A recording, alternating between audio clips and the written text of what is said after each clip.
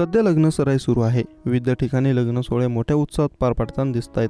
मात्र यातच एक धक्कादायक घटना समोर आली असून वधू आणि वराने एकमेकांना वरमाला घातल्यानंतरही लग्न होऊ शकले नाही. या घटनेची परिसरात एकच चर्चा होत आहे. ही घटना बिहार राज्यातील आरा येथील रामपूर गावातील आहे. चातर गावातील रहिवासी असलेले पक्षी पासवान यांचा मुलगा सूरज पासवान याचे लग्न रामपूर गावातील रहिवासी शंकर पासवान यांची मुलगी बेबी कुमारी हिच्यासोबत जुळले होते. लग्नाची तारीख ठरल्यानुसार 28 एप्रिल रोजी सूरज पासवान वरात घेऊन रामपूर येथे आला होता. यानंतर अत्यंत उत्साहात वधू वरांनी एकमेकांना वरमालाही घातली. मात्र याच दरम्यान वधूच्या काकाच्या मुलाच्या भावासोबत वाद झाला. दोन्ही बाजूच्या लोकांमध्ये मारहाण झाली. यानंतर वराने लग्न न करता लग्न मंडप सोडून तिथून फरार झाला.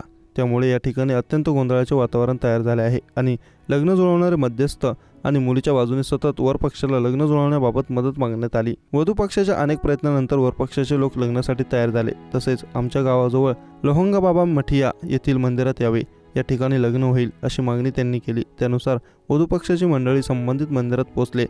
मात्र वर पक्षाची मंडळी लग्नासाठी आली नाही. यानंतर मध्यस्थांनी आणि नातेवाईकांनी पुन्हा हस्तक्षेप करून वर आणि त्यांच्या नातेवाईकांना विनंती केली.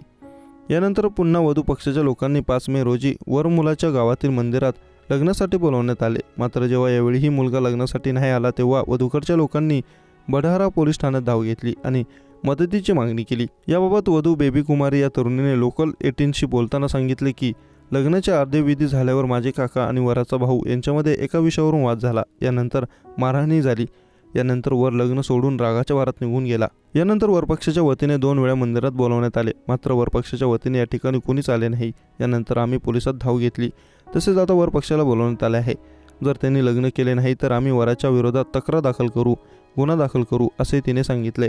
तर या प्रकरणी बडाहा पोलीस ठाण्याचे प्रमुख संजय कुमार यांनी लोकल 18शी बोलताना सांगितले की या प्रकरणी अद्याप कोणत्याही बाजूच्या वतीने लेखी तक्रार आलेली नाही. या प्रकरणी दोघांना पोलीस ठाण्यात बोलवण्यात आले आहे आणि पुढील तपास सुरू असल्याचे ते म्हणाले.